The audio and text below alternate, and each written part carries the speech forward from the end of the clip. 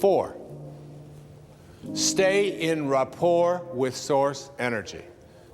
Stay in rapport. Your job here is to be in a state of harmony with this.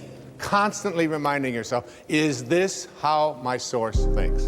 5, resistance. Understand this about resistance. Every thought that you have that is other than that which you emanated from is resistance.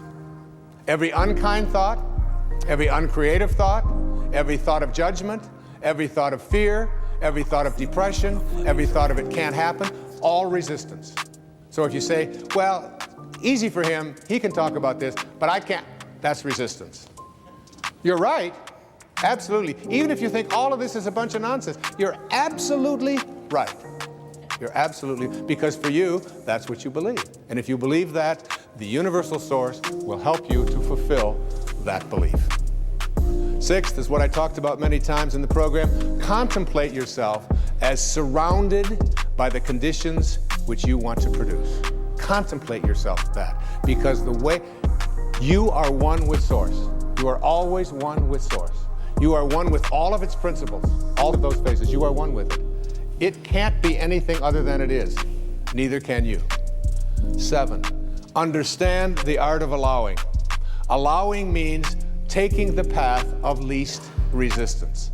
Every time you have a thought that has resistance in it, what you have done is you have created an absence of allowing. You have to almost think like, here I am here, and here's source. How much energy can I pull from it? How much energy can I pull from it?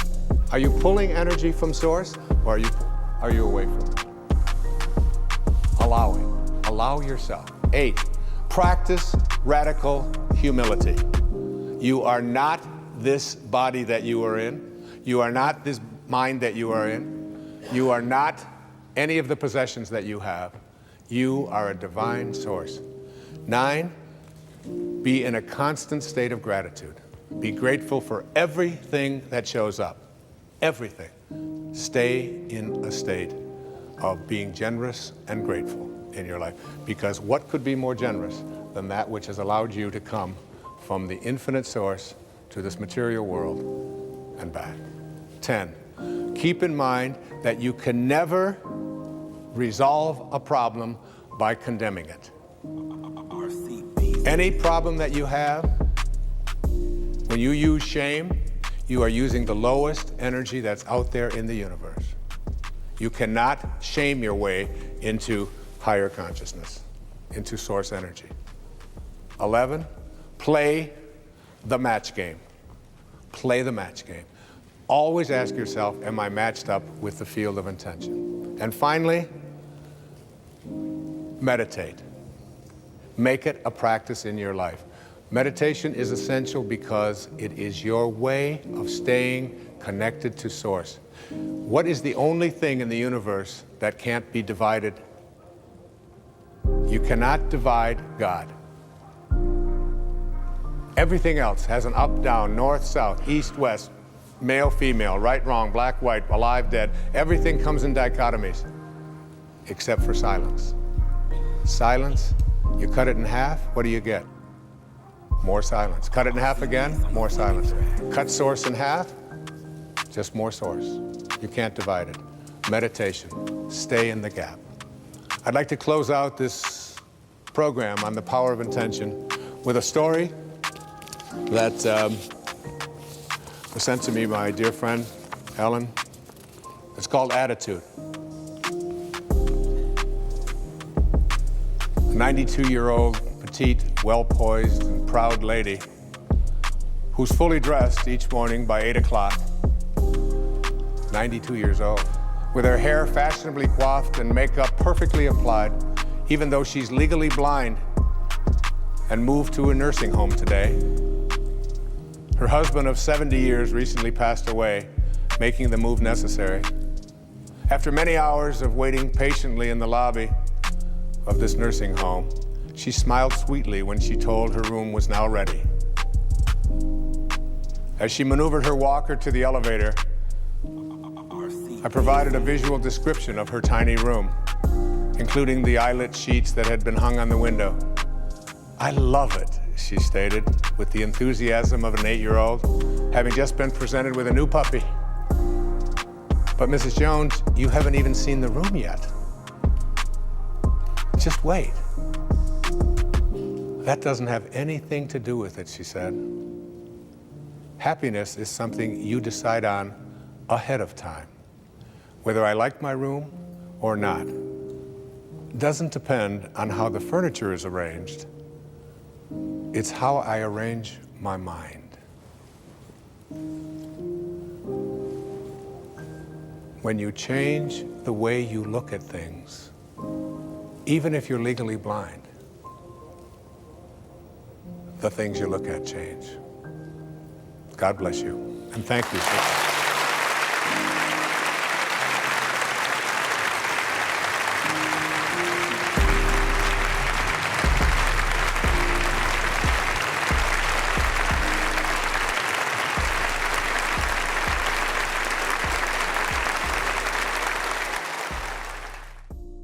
Next, a special bonus segment. For the first time in 20 years, Dr. Dyer speaks about the profound and very personal event that transformed his own life.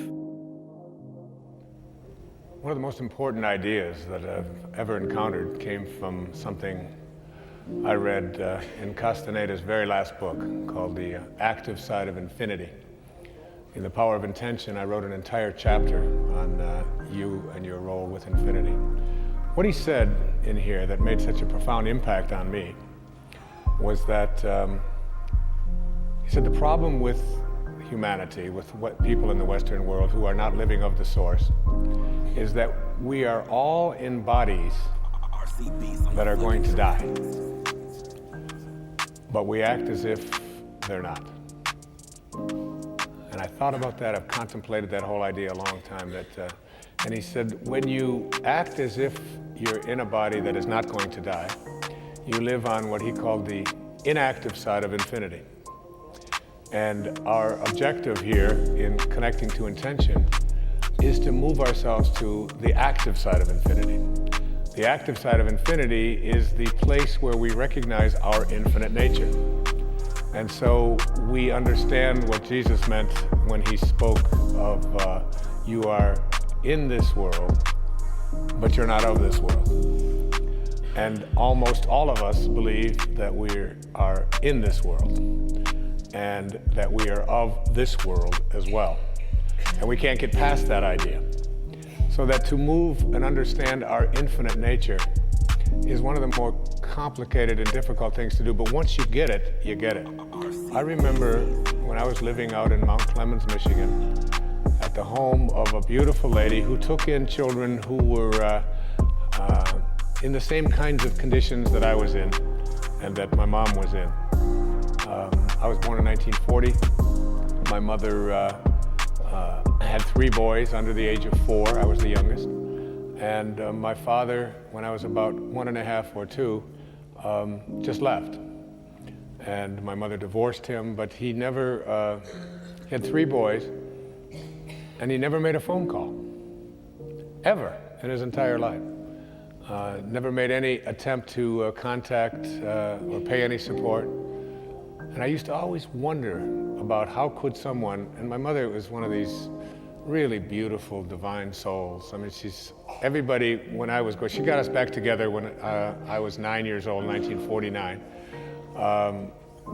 And all of my friends always wanted to come to our house because our house was the place where there was no judgment, it was fun, we always had a good time, there was always something to eat for everybody. And particularly, it was a happy, exciting, beautiful place. And I always wondered about how could a man leave a woman with 3 boys under the age of 4 when he was perfectly capable of staying and working. There was a war going on at that time and so on. And he spent quite a few years of his life in prison. And and I had this gnawing internal kind of desire to meet this man and to find him, and I used to dream about him. I was filled with anger about him and so on. And The turning point in my life came when I shifted my perceptions about my father. My father, all I knew was his name. His name was Melvin Lyle Dyer. I knew he was born in 1914. I used to go to sleep at night and dream about meeting him. I used to wake up filled with anger, sweating sometimes. I would have these dreams where I would fight with him in my sleep. And I'd wake up just soaking wet, filled with anger. And in all of those years, up until I was 34 years old, in 1974, I dreamt about him almost every single night. And I always would ask my mother to see if she could tell me something about him. Where was he? What she never wanted to, she's just filled with rage towards this man. So I got a note in 1974 or 73 informing me that my father, this was from a cousin that I didn't know I had. Her name was Dorothy Phillips. And she told me that my father had died 10 years before, 1964, at the age of 49, of cirrhosis of the liver. And that he was buried in Biloxi, Mississippi. And that he died in New Orleans. And that's all the information that she had. Well, my two brothers never wanted to hear a word about my father, I think partly because they remembered him. They were a year and 2 years older than me, and they didn't want any part of it. I had this sort of very innate kind of powerful inquisitiveness about who was this person. And more than anything, I wanted to know how could he do it?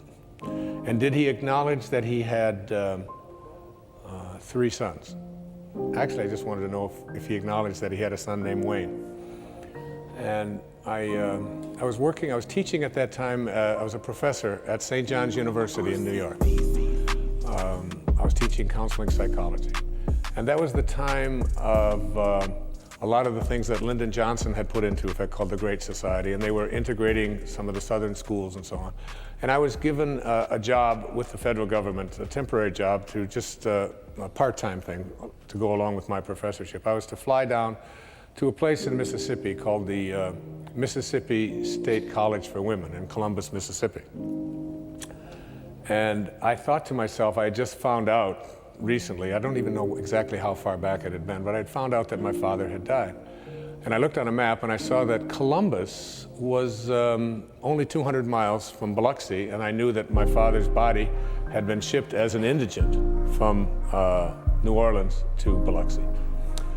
So I got down to Columbus and I sat in on classes and I wrote up my report on the civil rights laws and whether they were being honored and so on.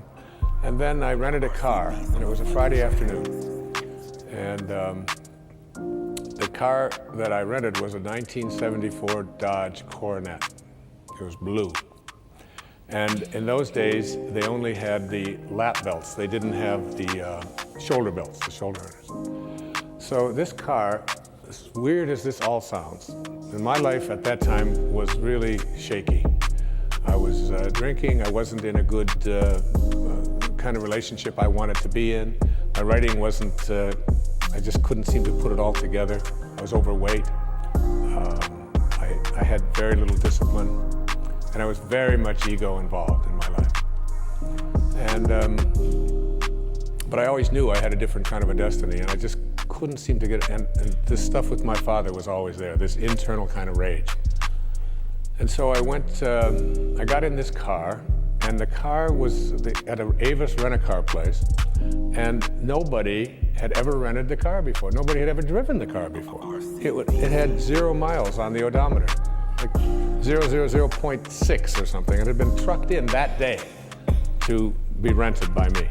So I rented this car, I got in, and I went to put on the seatbelt, and I put the left belt on, and then I reached under to get the right belt, and there was no right-hand belt. Now, I was a fanatic about wearing seat belts and so on. So I got out of the car and I wanted to find this belt. And I took the seat out and I put it on the ground. And there, taped to the floorboard of the car was a plastic, wrapped in plastic was the buckle.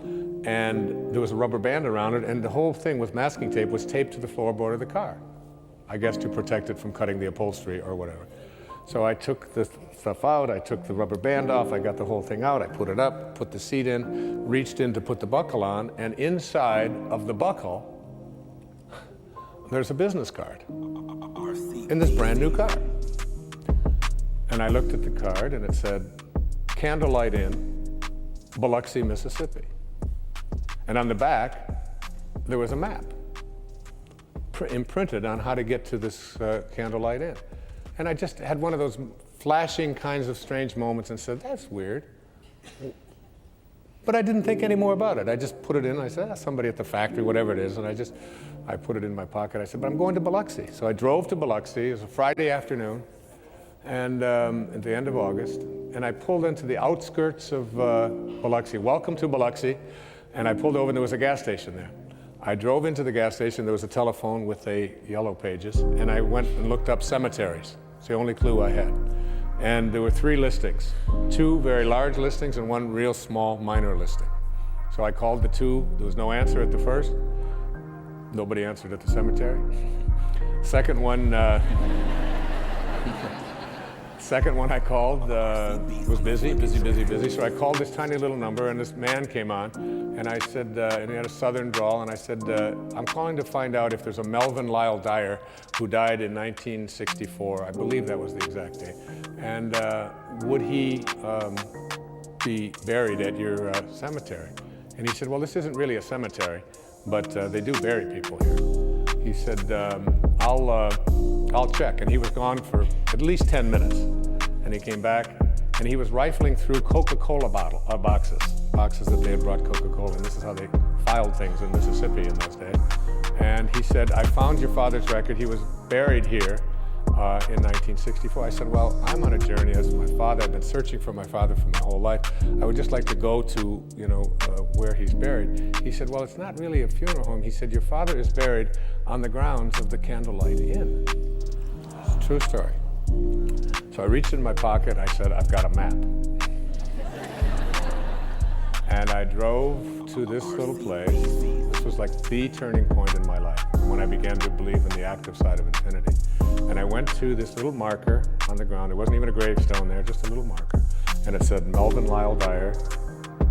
I'm not exactly sure of these dates, but I'm pretty sure it's 1914, 1964. And I stood there, and when I went in, the man said, well, he said, you can leave. When you do, just put the chain up over the fence and over the driveway with it. And I said, okay. And I was there, it was about 5:15 or so, and I stayed there for almost 3 hours. It was dark now, it was 8 o'clock. And I just cursed at my father. And I just stomped on the ground, and I just said, how could you have done this? And what was in your mind? And how could you just leave, and why didn't you ever call? And it was like this tearful, very powerful turning point, peak experience in my life. And then something came over me, and I remember what Mark Twain said about forgiveness. He said, forgiveness is the fragrance that the violet sheds on the heel that has crushed it. And something came over me that had never come over me before, and I said to my father, I forgive you. I don't know why. I said, from this moment on, for the rest of my life, I will send you love. I will only see you in a loving light. And I put the chain up, I drove out, and I went home. I flew back up to New York, took a very brief sabbatical of about 2 weeks, and I went down to a place in Fort Lauderdale, Florida, called the Spindrift Motel. I checked in, and I wrote a book called Your Erroneous Zones. Today, there are 32 million copies of that book in 48 languages, and I wrote it in less than 2 weeks, beginning to end. When I left there, I started running. And I started a running streak shortly after that went for 22 years without missing a day, 8 miles every day. I quit drinking. I entered into a different kind of a relationship in my life. The children that I had been wanting to began to show up in my life. I changed my diet around. I stopped eating toxic foods and behaving in toxic ways. And everything that I have been able to create and accomplish in my life came about because of some mysterious way that a business card got put into a car that had never been driven and ended up in my shirt when I was going to the place where I was trying to find my father. I could never begin to explain all of that. It is all so mystically mysterious. But that act literally changed my life and turned my life around.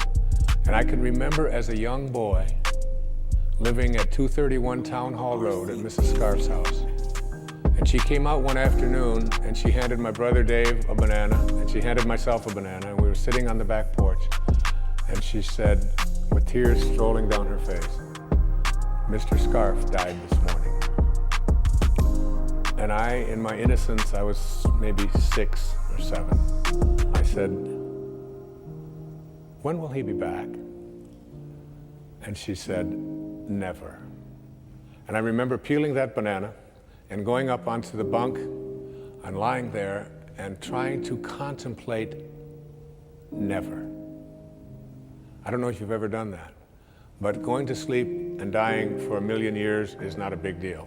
But never, never, and that was when I began to see my infinite nature and began to live on that active side of infinity. Today, with what happened with my father, that act of forgiveness was the most important and powerful tool that really propelled me into the purpose that I'm here for and allowed me to intend this program and the book that I have written and all of the other things that have been accomplishments in my life, including my children, including everything that I hold to be dear, including my health, including my ability to speak without notes, including my voice. All of it came about because of that act of forgiveness and living my life from that moment on the active side of infinity. I no longer live in a body that I believe is not going to die. I know it will, but I also know that it's not me. I am totally, completely at peace with that I am not this body. I am an infinite being disguised as the man who's speaking to you now. God bless you.